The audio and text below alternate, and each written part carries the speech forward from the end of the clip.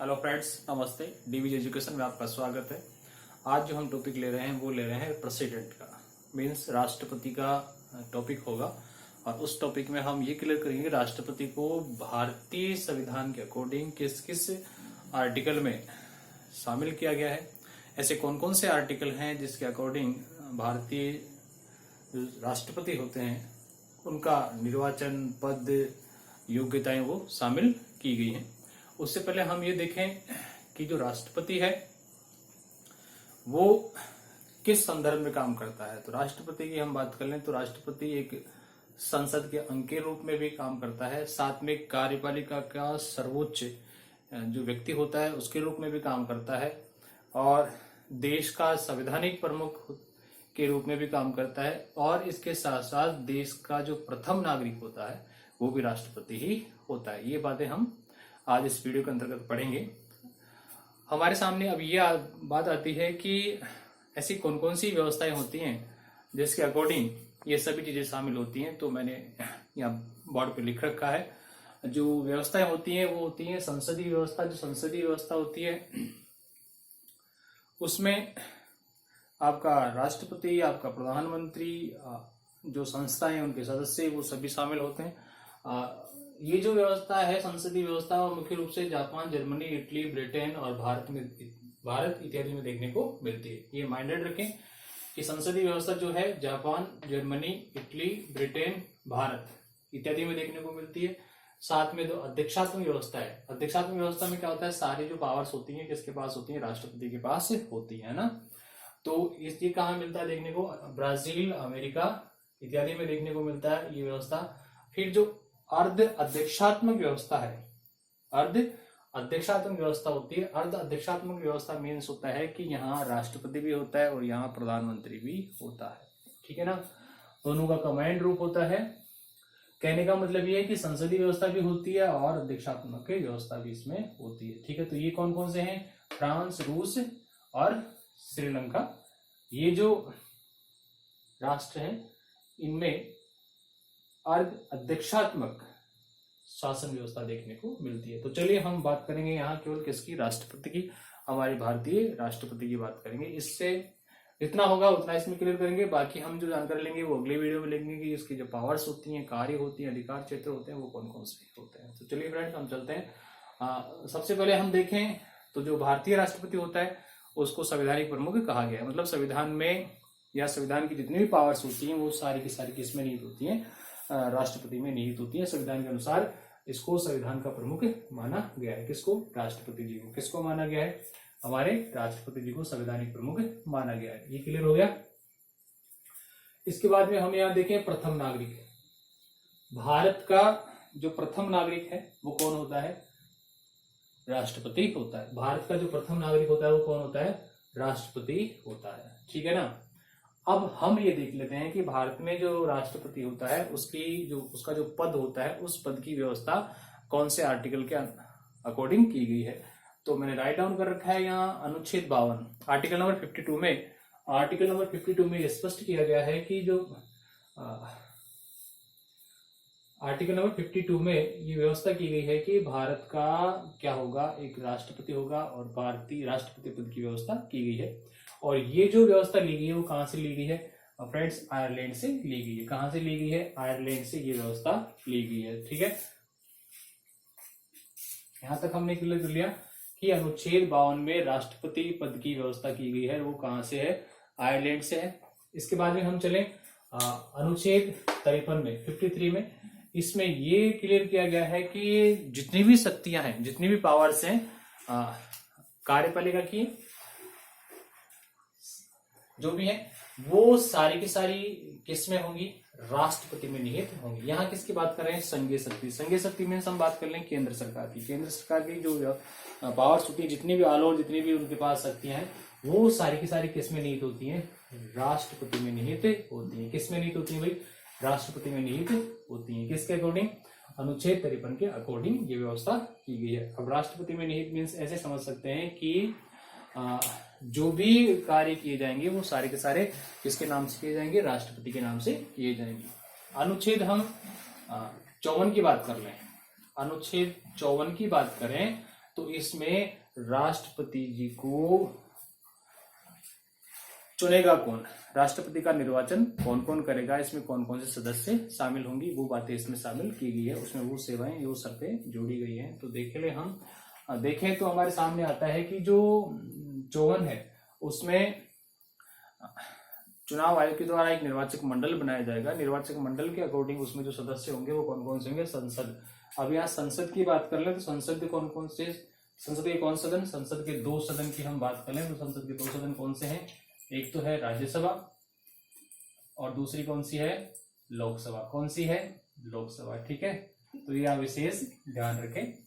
इसके कौन से सदस्य, निर्वाचित सदस्य, मनोनीत सदस्य नहीं, जो राष्ट्रपति द्वारा मनोनीत किए जाते हैं वो सदस्य नहीं, बल्कि जो जनता के द्वारा चुने जाते हैं वो सदस्य। साथ में विधानसभा, राज्य जितने भी राज्य हैं उनकी विधानसभाओं के निर्वाचित सदस्य, ये सभी क्या करते हैं, राष्ट्रपति के निर्वाचक मंडल में शामिल होते हैं। आप किसी बात की टेंशन नहीं लिए, बड़े बड़े विघ्न आ सकते हैं समझने में, लेकिन आप उस बात को क्या करें, नेग्लेक्ट कर दें, है ना। तो ये थोड़ा समझ लें आप इस चीज को। आप स्क्रीनशॉट भी ले सकते हैं इसका, लेना चाहो तो।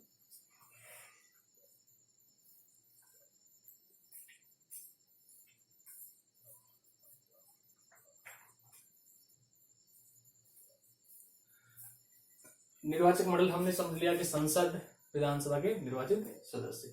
और ये जो निर्वाचक मंडल के सदस्य होते हैं उनका जो चुनाव होता है वो कौन सा होता है, अप्रत्यक्ष मतदान के द्वारा किया जाता है, मतलब जनता सीधे रूप से भाग नहीं लेती है, ठीक है। आगे हम चले, आर्टिकल नंबर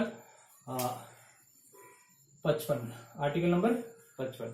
ये दोनों चीजें बड़ी गौर करने वाली बात है, एक तो ये वाली और एक ये वाली। कैसे है गौर करने वाली बात, ये ऐसे है कि ये भी निर्वाचन संबंधित है और ये भी निर्वाचन संबंधित है। अब इसमें डिफरेंस ये है कि जो अनुच्छेद 54 है उसमें तो निर्वाचक मंडल होते हैं, मतलब इसमें कौन कौन से सदस्य भाग लेते हैं, ये माइंडेड रखें। कई बार क्वेश्चन पुट होता है तो हम जल्दीबाजी में करने के चक्कर में हम क्या करते हैं, इस आंसर को गलत कर देते हैं, तो ये थोड़ा विशेष ध्यान रखिए। अनुच्छेद हम 55 की बात करें तो इसमें क्या है, आनुपातिक प्रतिनिधित्व की एकल संक्रमणीय मत पद्धति, एकल संक्रमणीय मत पद्धति। ये मैंने आपको एक पिछले वीडियो में बताया था, जब राष्ट्रपति की बात आई थी, या राष्ट्रपति का हमने एक वीडियो देखा था, महाभियोग प्रस्ताव वाला, वो देखा था हमने, उसमें बताई थी एकल संक्रमणीय मत पद्धति। इसमें क्या होता क्या है, इसमें जितने व्यक्ति खड़े होते हैं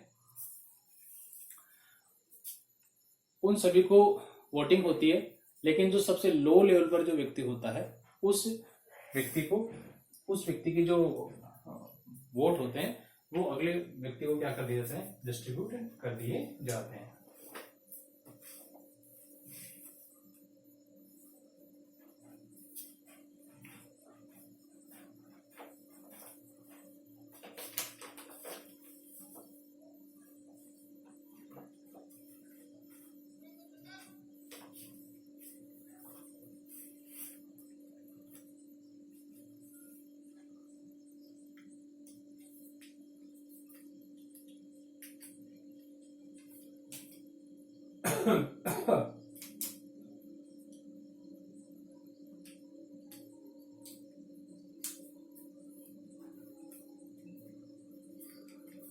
ठीक है फ्रेंड, यहाँ तक हमने क्लियर कर लिया। इसके बाद में हम देखें इसमें जो, हम इसको एक बार और देख लें, इसमें जो मत होते हैं, मतों का मूल्य ज्ञात किया जाता है। जो मत होते हैं किसी भी राज्य की विधानसभा के, तो उसके मतों का मूल्य ज्ञात किया जाता है। तो उसका एक मेथड है जो हम समझें,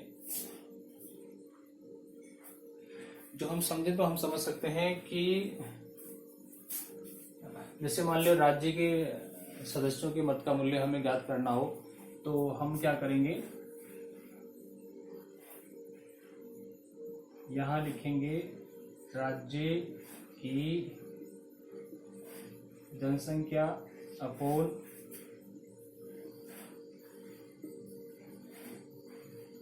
विधानसभा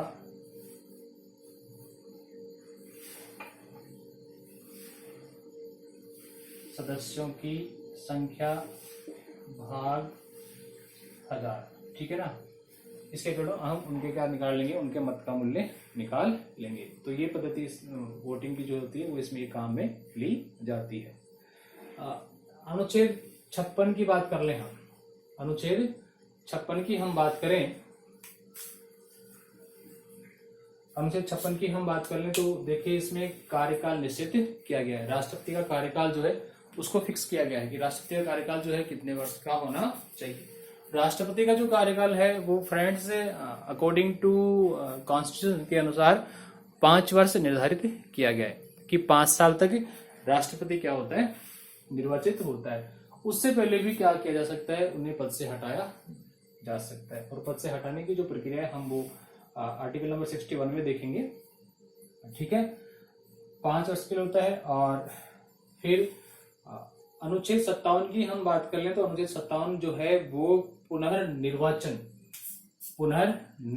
की व्यवस्था करता है। ये थोड़ा क्वेश्चन बन सकता है। अनुच्छेद 57 में पुनर्निर्वाचन मीन्स ये होगा यहाँ कि ये बॉन्डेड नहीं है कि एक बार जो राष्ट्रपति चुन लिया जाता है वो दोबारा से राष्ट्रपति नहीं बन सकता। मतलब ये हुआ कि एक बार बना हुआ राष्ट्रपति कार्यकाल समाप्त होने के बाद पुनः क्या कर सकता है, राष्ट्रपति बन सकता है। और इसमें फिक्स नहीं कि वो एक बार ही बने, वो कई बार या लगातार निरंतर राष्ट्रपति बन सकता है। तो ये बॉन्डेड नहीं है।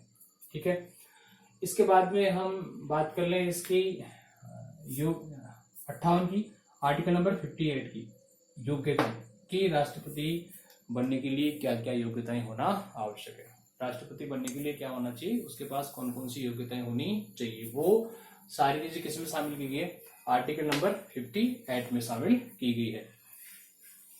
अब योग्यताएं क्या है ये हमें पता होनी चाहिए। तो योग्यताएं सीधी सीधी हैं, ज्यादा डिफिकल्ट नहीं है, हम इजी वे में लर्न कर सकते हैं। जैसे कि वह का क्या हो, भारत का नागरिक हो, साथ में वो पागल या दिवालिया नहीं हो, वो एक एम्प्लॉय नहीं हो, और उसकी जो एज है वो कितनी हो, 35 वर्ष की उम्र होनी चाहिए। कम से कम कितनी उम्र होनी चाहिए, 35 वर्ष की उम्र होनी चाहिए। तो ऐसी जो योग्यताएं जो व्यक्ति रखता है वो क्या कर सकता है, राष्ट्रपति का चुनाव लड़ सकता है। किसका चुनाव लड़ सकता है, राष्ट्रपति का चुनाव लड़ सकता है।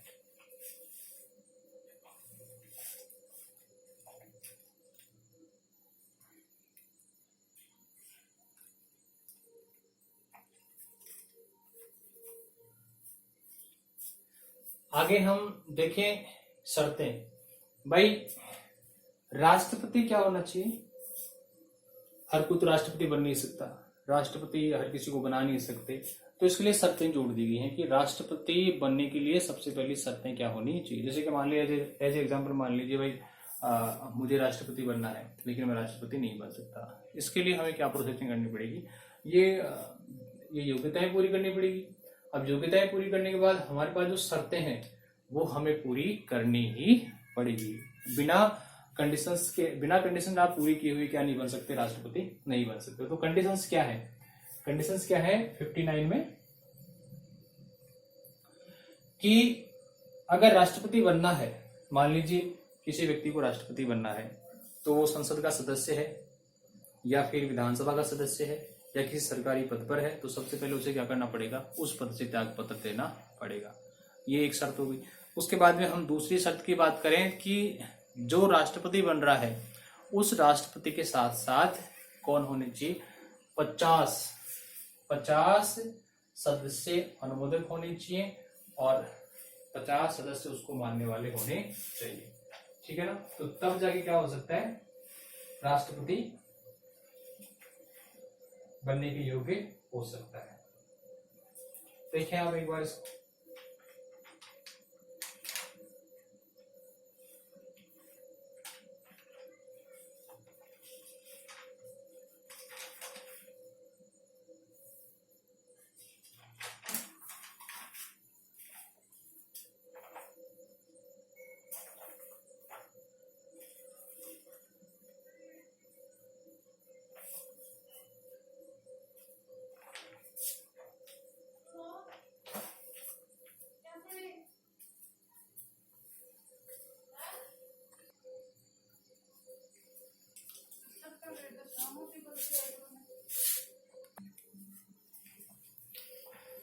हाँ तो फ्रेंड्स हम बात कर रहे थे किसकी, शर्तों की, सेवा शर्तों की बात कर रहे थे और हमने यहाँ तक कर लिया था कि 50 + 50 सदस्य + 15,000 रुपए।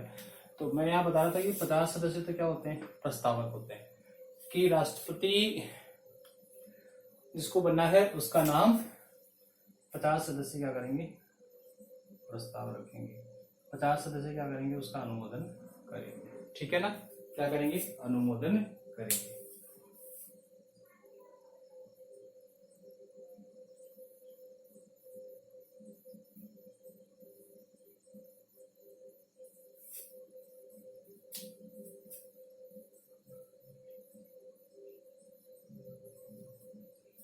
यहाँ तक क्लियर है।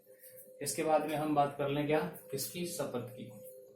जो ऑथ सेरेमनी होती है वो राष्ट्रपति को अनुच्छेद 60 में बताई गई है कि राष्ट्रपति को जो शपथ दिलाई जाती है वो अनुच्छेद 60 के अंतर्गत दिलाई जाती है। और कौन दिलाता है, सुप्रीम कोर्ट के सीजे। कौन दिलाता है, सुप्रीम कोर्ट के चीफ जस्टिस। राष्ट्रपति के चुनाव कभी भी हो उस समय जो भी सर्वोच्च न्यायालय का मुख्य न्यायाधीश होता है वो क्या करता है, शपथ दिलाता है। वर्तमान में जो राष्ट्रपति जी हैं वो हम सब जानते हैं कि रामनाथ कोविंद जी हैं। इसके बाद में हम ये पढ़े अनुच्छेद 61। अनुच्छेद 61 जो है वो क्या है, महाभियोग प्रस्ताव। ये थोड़ा गौर करने वाली बात है। क्या है महाभियोग प्रस्ताव। महाभियोग प्रस्ताव कब लाया जाता है, जब जब संसद को लगे कि राष्ट्रपति जो है वो क्या कर रहे हैं, भ्रष्टाचार कर रहे हैं, कदाचार का उपयोग कर रहे हैं या संविधान के अनुसार काम नहीं कर रहे हैं, तो ऐसी परिस्थिति में राष्ट्रपति के खिलाफ क्या लाया जाता है, महाभियोग प्रस्ताव लाया जाता है। अब ये जो महाभियोग प्रस्ताव है वो संसद के किसी भी सदन में लाया जा सकता है। ये विशेष ध्यान रखिए, संसद के किसी भी सदन में लाया जा सकता है। संसद का किसी भी सदन से मीन्स क्या होता है, राज्यसभा और लोकसभा, इन दोनों में से किसी भी सदन में ये प्रस्ताव लाया जा सकता है। और इस प्रस्ताव के लिए कितने सदस्यों के हस्ताक्षर होना आवश्यक है, मतलब जो सदन होता है उसमें जो सदस्य संख्या होती है उसके कितना % या कितने सदस्य, 1/4 सदस्य, 1/4 सदस्य, मतलब 1/4 सदस्यों का के हस्ताक्षर होना आवश्यक है। किसके लिए, महाभियोग प्रस्ताव के लिए।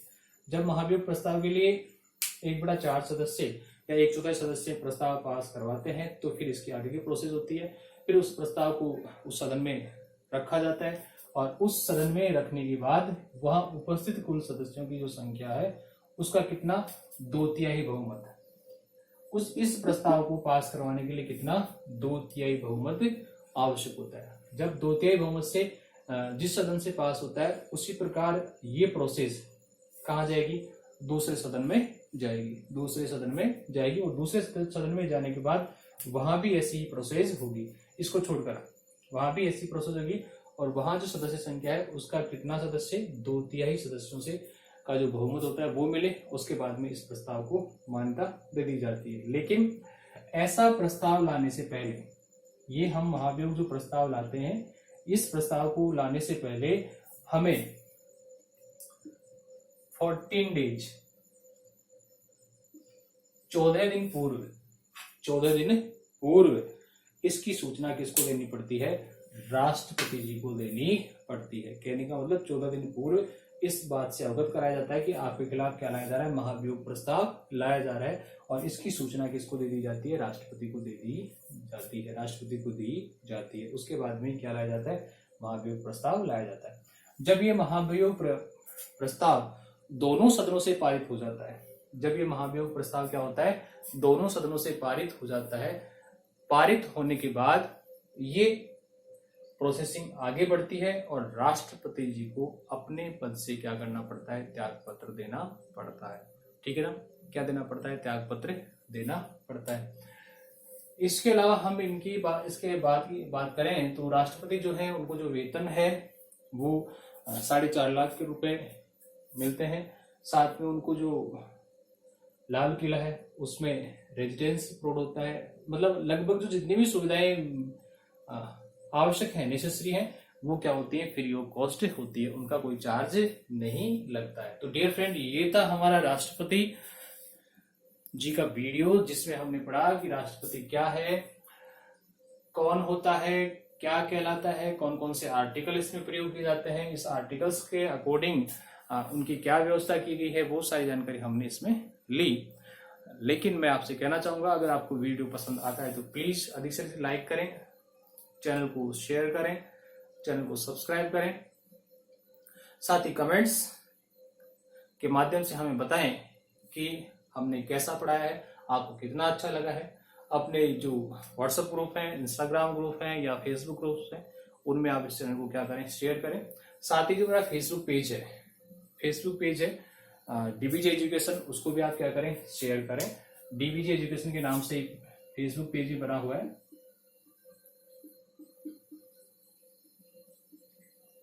उसको आप शेयर करें।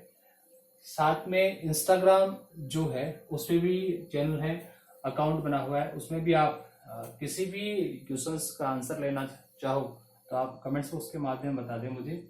उसका PRVN_KRISH101, ठीक है। इसके अलावा एक नया ऐप है जिसका नाम है डेली मोशन,